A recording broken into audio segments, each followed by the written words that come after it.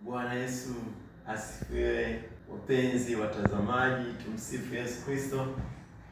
Leo ni siku nyingine tena, upo nami Mwalimu Samueli ndani ya Sadiksa Media. Leo nataka tujifunze kuhusu baadhi ya tofauti kati ya kusifu na kuabudu. Watu wengi au waimbaji wengi wamekuwa wakishindwa kutofautisha kati ya haya maneno mawili, kusifu na kuabudu. Ni nini? Kusifu na kuabudu hakuko katika either speed au tempo, kwamba nyimbo iliyochangamka ni ya kusifu na nyimbo iliyopoa ni ya kuabudu. Hapana, bali kusifu kupo katika maana, kwamba nini maana ya kusifu na nini maana ya kuabudu. Ukishatambua hilo jambo, kwamba kusifu kupo katika maana, kwamba maana ya kusifu ni nini, maana ya kuabudu ni nini, hautokuwa na mashaka tena katika kutofautisha maneno haya mawili, kwa sababu ukichukulia muktadha wa pili au tempo, ina maana kuna wakati utaambiwa tuongoze wimbo wa kusifu, halafu wewe utaimba wimbo wa kuabudu uliochangamka. So kuna nyimbo zingine za kuabudu unaweza ukauimba kwa kuchangamka, lakini ni vyema sana uimbe kwa utulivu wimbo wa kuabudu. Basi tutaanza na maana ya kusifu. Maana ya kusifu ni nini? Kusifu katika Biblia ni nini? Yaani kusifu kwa muktadha wa kiBiblia ni nini? To kusifu, kuna kusifu kidunia, halafu kuna kusifu kwa maana ya kiBiblia. Kumsifu Mungu ni nini? Kusifu kwa maana ya kiBiblia ni kumpongeza kwa matendo yake makuu aliyotutendea au anayokutendea. Kumpongeza kwamba yeye ni mwema, yeye ni mwaminifu, yeye ni mzuri, yeye ana uwezo wa ajabu. Hapo unamsifu. Mfano wa nyimbo za kusifu tunaona, ametutendea mema, huyu Yesu ametutendea mema, mema sana. Huo ni mfano wa wimbo wa kusifu. Lakini kuna mfano mwingine, unaweza ukaimba, hakuna Mungu kama wewe, hakuna Mungu kama wewe Yawe, unaweza, hakuna Mungu kama wewe Yawe. Hapo unamsifu Mungu. Lakini ukiongelea kuhusu, lakini kusifu pia, nyimbo za kusifu zinakuwa na uchangamfu, zinakuwa na ngoma, zinakuwa na shangwe, zinakuwa na furaha, zinakuwa na vigelegele. Hizo ni nyimbo za kusifu. Watu wana furaha, wanashangilia, watu wanaruka. Kama ni biti nakuwa na mdundo, limechangamka. Ndio maana hata kuna tofauti kati ya kutumia tempo za kusifu, lakini pia kuna biti za kusifu, ni tofauti. Na hata katika kuseti kwa mpigaji ni tofauti. Kwa hiyo katika kusifu unatakiwa uchangamke, ufurahi. Yesu ametutendea, Yesu ni mwema, Yesu ni mkuu. Hakuna, yani unamsifu. Lakini ukiongea kuhusu habari ya kuabudu ni kushuka, ni kunyenyekea mbele za Mungu na kusema kwamba wewe ni Bwana. Hata kama hajakutendea jambo jema, unashuka tu, unasema wewe Mungu unaweza. Hata kama hujanijibu leo, utanijibu kesho. Hata kama hujanitendea leo, utanitendea kesho.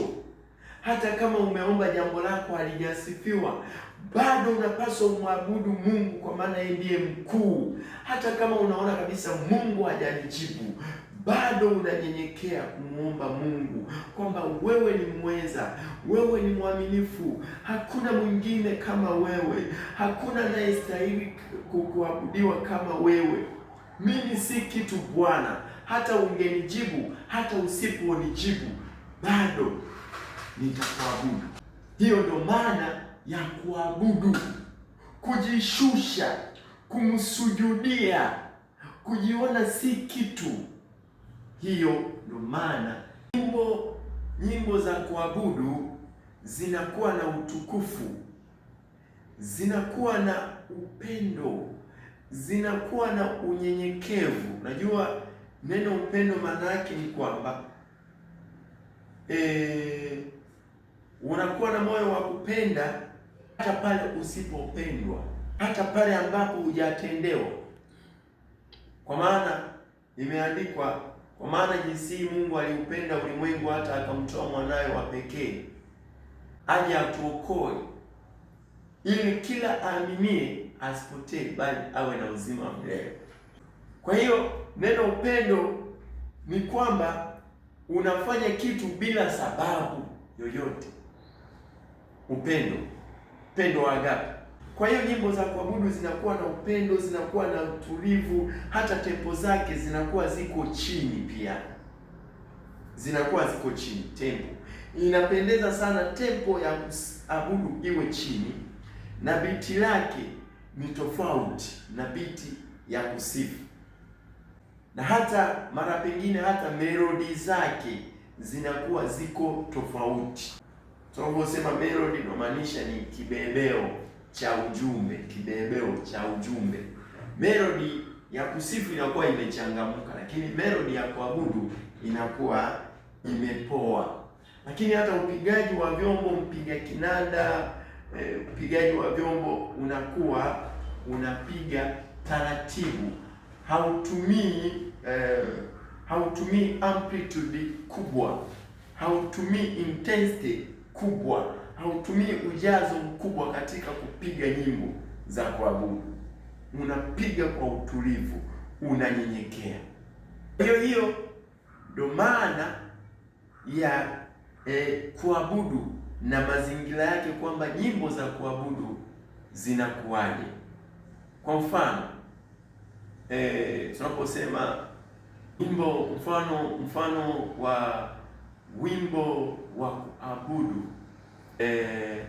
wimbo wa kuabudu mfano wake unaimba, wewe ni Alfa na Omega, twakuabudu Bwana, wastahili sifa. Wewe ni Alfa na Omega, twakuabudu Bwana, wastahili sifa. Unamwabudu Mungu, wewe ni Alfa na Omega.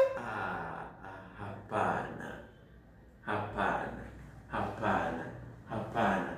Kwa mfano, unastahili kuabudiwa, unastahili we Yesu, unastahili kuabudiwa, unastahili we. Sijaona kama wewe, una nguvu namna hii. Sijaona kama wewe, una nguvu namna hii. Wewe ni sababu ya maisha yangu, wewe ni sababu ya tabasamu langu. Unastahili kuabudiwa, unastahili we. Hapo unamwabudu Mungu, unasema wewe Mungu ni sababu ya maisha yangu.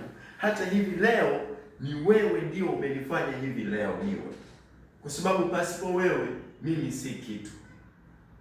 Kwa hiyo wapendwa, kusifu na kuabudu tusikutofautishe kwa spidi ama tempo.